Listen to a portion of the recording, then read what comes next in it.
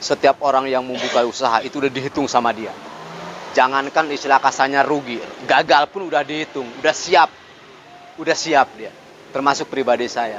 Apalagi saya buka di sini macam jualan udah kesekian kali gitu kan, udah sekian macam. Jadi kalau nemuin gagal ya istilah kasarnya enteng gitu kan. Modal ini berapa sih gitu kan. Dulu waktu saya membuka usaha belasan juta pun gagal saya biasa aja gitu kan. Apalagi modal ini gitu kan. Walaupun gagal ya udahlah.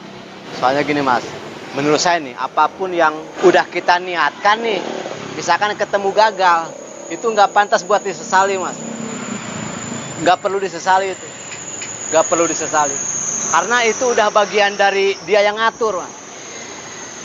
Bukannya kita mau berusaha itu hanya kewajiban kita. Nah kalau kita udah melakukan kewajiban kita usaha, kan dia yang ngatur. Udah bismillah aja gitu.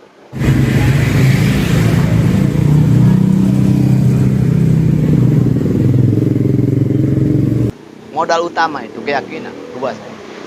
Yakin itu siap. Karena kalau mau punya modal berapa puluh juta pun, itu kalau nggak ada keyakinan, nggak akan siap. Pengalaman, gampang. Pengalaman mah istilah kasarnya, kalau dia udah siap membuka usaha, katakanlah begini, hari ini dia nggak bisa bikin soto, tapi dia niat kuat, pengen bisa soto, bisa aja dia belajar cuma sehari 2 hari, bisa kok. Itu pengalaman. Saya aja punya usaha ini, buka usaha ini, bukan punya modal. Itu serang aja. Saya nggak punya modal. Modal saya cuma itu aja. Niat aja saya yang dikuatin. Udah itu aja.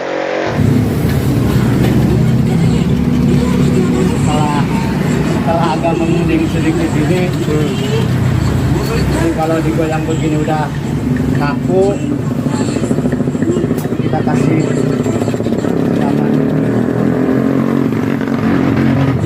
siram di tengah aja.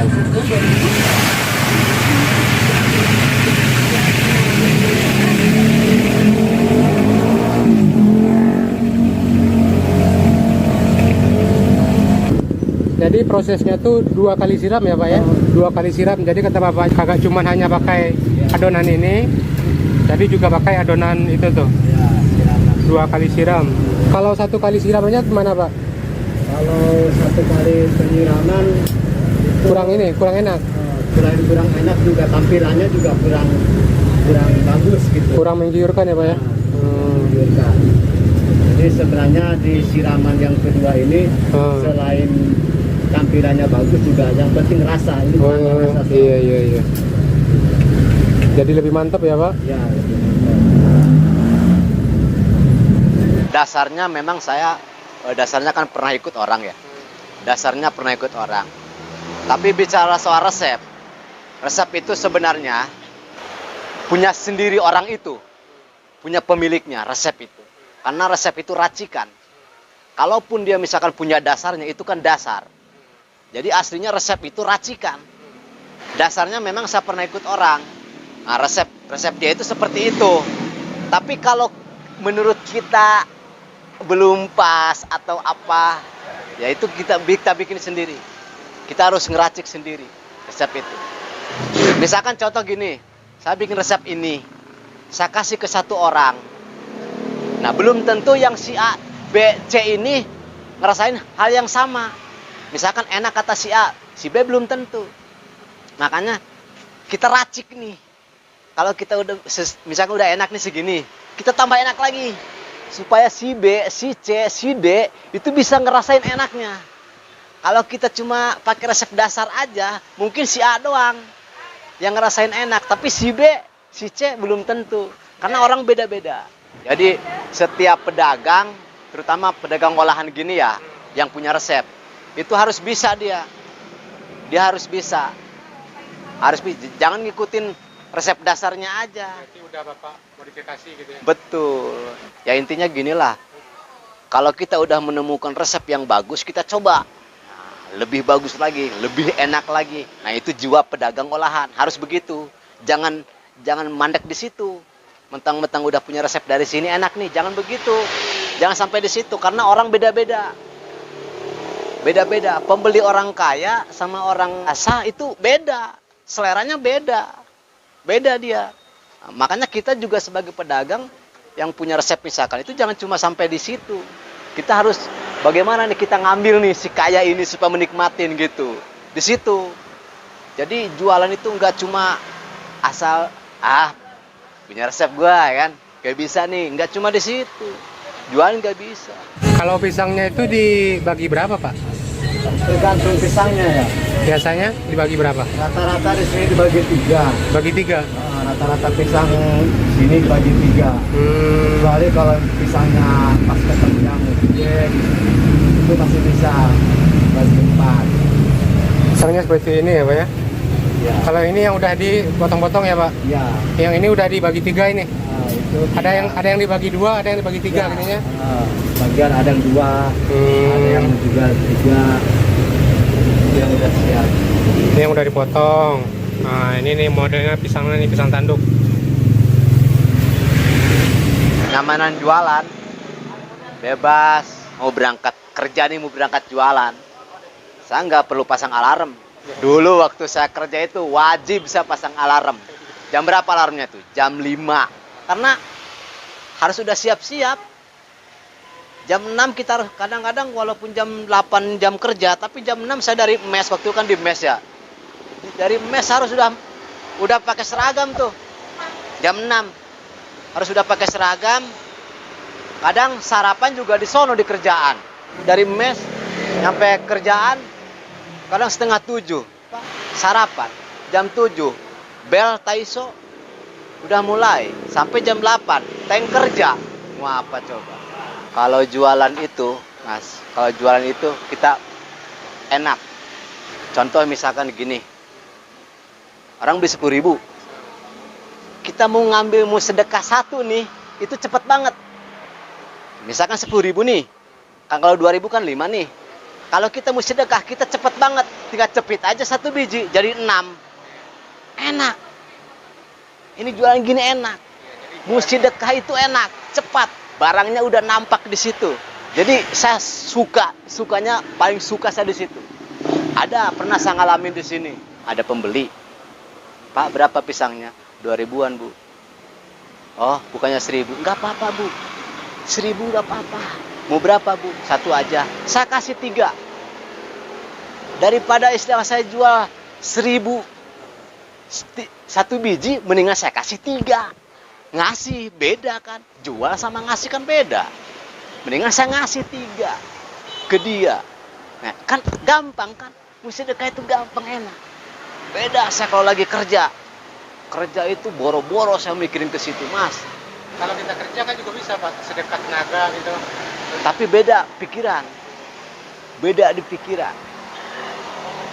Di pikiran, kalau lagi kerja, mau sedekah 1.000 nih, kita mikir, wah gua tadi keringat gua sampai pantat-pantat. Nah, itu kerja, Mas.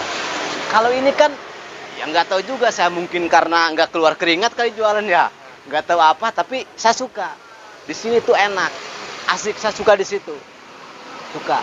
Jadi banyak yang saya rasain di sini, terutama dari segi berbagi ini. Jadi pedagang tuh nggak hanya cukup mencari untung ya, Pak ya? Kalau saya gini malah, Mas ya. Kalau saya bisa memberi lebih ke dia, itu justru bagian keuntungan saya. Justru mas saya itu jadikan keuntungan saya. Kalau saya nggak begini, mungkin saya nggak bisa begitu. Justru itu saya jadikan keuntungan saya. Katakanlah contoh yang tadi. Dia mau beli 10.000, uangnya kurang. Ya nggak apa-apa, saya kasih aja 5. Saya kasih aja 6. Nggak apa-apa. Gitu. Jadi dari situ. Jadi kalau kita bicara untung, itu namanya kita bicara soal istilah kasarnya uang. Pasti larinya pikirannya ke uang terus. Nah, kalau pikiran kita uang terus, nanti di saat jualan kita sepi, nggak dapat duit, bisa stres, Mas. Yakin, bisa stres. Jadi saya mah keuntungan itu. Yang dilihat bukan uang. Jadi bagaimana saya bisa memberikan lebih ke pembeli ini. Banyak misalkan di sini potongan atau apalah segala macamnya. Nah, saya kasih aja ke dia. Akan enak. Tinggal ngejepit, masukin ke kantong. Udah. Kita lega. kita ngelihat dia juga senang. Makasih Pak, senang kita ngelihat dia senyum itu senang di situ. Nah, harus banyak-banyak sedekah. Jadi nggak cuma jualan ya, kalau bicara soal sedekah itu nggak cuma jualan. Apapun, sekalipun kita nggak jualan, nggak kerja, nggak apa, sedekah itu kan wajib bagi yang muslim gitu kan, sama kayak kita itu wajib. Kalau kita nggak suka sedekah, ya ngapain kamu jadi muslim kan gitu. Udah muslim gak mau sedekah, belajar enggak agama kan gitu. Jadi selama kita istilah kasarnya sehat mah, ya kita berusaha aja untuk bisa sedekah sebanyak-banyaknya. Kan itu yang penting. Kalau bicara masalah uang, aduh, di dunia itu berat, nggak pernah tenang, nggak akan pernah tenang. Orang kalau bicara soal uang, nggak akan pernah tenang. Sampai mati pun nggak bakalan bisa tenang. Kalau bicara masalah uang, apa kita mau ngegenggam titipan yang sewaktu-waktu istilah kasarnya diambil? Pilih yang mana tuh? Kan gitu. Kalau kita sedekah kan buat kita nanti. Nah, kalau kita ngegenggam titipan doang, milik dia, ngapain dia digenggam? Kan gitu. Kalau pemikiran saya ke situ. Jadi soal bicara masalah keuntungan, jadi justru saya itu bisa ngasih lebih ke pembeli, itu bagian dari keuntungan saya itu. Saya senang itu, saya suka kayak gitu. Sebelum saya mulai jualan, pasti udah saya pikirkan, siap nggak saya pada saat nanti ada saingan. Situ. Jadi udah biarin aja, mau saingan mau apa juga biarin aja, karena ada yang ngatur. Soal rezeki kan ada yang ngatur, biarin aja. Mereka mau buka usaha yang sama, ya biarin aja, kan dia ada kemauan, dukung aja, doain aja kan gitu. Ngapain kita harus istilah kasarnya apa ya, ngedumel apa, nggak perlu. Jadi kita nanti keyakinan kita kok bisa dikalahkan dengan itu gitu. Bukankah kita waktu jualan kita udah yakin? Artinya kan kalau udah yakin kan apapun yang udah kita hitungkan, udah siap menerima. Dan ini udah hidup nih, hidup kita ini ada ngatur. Kita sebagai yang diciptain dia, kita kan punya dia nih. Kita nggak usah ambil pusing. Kita tinggal minta karena kita sudah diperintah untuk berdoa. Kita tinggal minta aja. Nah sebagai manusia ya kita tinggal berusaha. Masih mikirin orang yang dengki, yang iri, nggak usah, biarin. Orang mau ngomong apa biarin. Selama kita istilah kasarnya masih di jalur kebenaran, ngapain sih yang ditakutin? Jualan, ada saingan, nggak usah ditakutin, nggak usah. Jualan, takut bangkrut, nggak usah ditakutin, biarin. Ada ngatur kok. Karena gini, kalau kita selalu begitu, kayak dia hidup sendiri gitu. Ngapain takut gitu? Punya rasa takut boleh-boleh aja, tapi jangan terlena dengan ketakutan itu gitu loh, maksud saya itu. Jangan karena dia takut terus dia nggak berani mencoba gitu loh, nggak mau berusaha gitu, jangan gitu loh. Kerjaan saya udah macam-macam kerjaan, jualan juga istilah katanya udah ke beberapa macam. Gak punya duit, ya kemana kek? Jangan tidur gitu. Gak punya duit sama sekali, saya berangkat aja ke terminal. Parkir kek, ikut ngari kek apa kek. Dari dulu saya. Kita ini kan harus terus bergerak. Selama kita punya keinginan untuk maju, ya kita jangan malas-malasan. Kayak kita nih, kita ini kan laki-laki. Laki-laki itu setelah dewasa itu tanggung jawabnya 4. Jadi maksudnya 4 perempuan gitu, yang harus ditanggung jawab sama laki-laki. Yang pertama ibu, itu tanggung jawab kita laki-laki. Kedua perempuan istri. Ketiga anak perempuan kita. Keempat itu saudara perempuan kita. Jadi kalau kita laki-laki itu udah punya kewajiban 4 perempuan yang harus kita jaga. Kayak saya nih, laki-laki ini ya wajar kalau misalkan kita sebagai laki-laki harus terus usaha nyari duit lah istilahnya buat bantuin itu. Ya memang harus. Kita udah laki-laki, udah jelas punya tanggung jawab 4 perempuan yang harus kita jaga. Itu udah kewajiban. Bukan 4 istri, tapi 4 perempuan. Kewajiban kita. 4 perempuan yang harus kita jaga. Itu udah kewajiban kita sebagai laki-laki. Saya ini jalan usaha di sini bisa sesuai target. Jadi planning yang udah istilah kasarnya disiapkan gitu ya, pengen ya tercapai gitu. Terutama saya pengen buka cabang dulu. Kalau toh nanti saya buka cabang, yang pertama yang saya mau bukan tempat seperti ini, Mas. Yang saya mau tempat kios. Tujuan saya itu kalau udah kios, pertama saya bisa nampung stok barang di dalam lebih banyak. Kedua, yang namanya kios mungkin bisa ditempatin.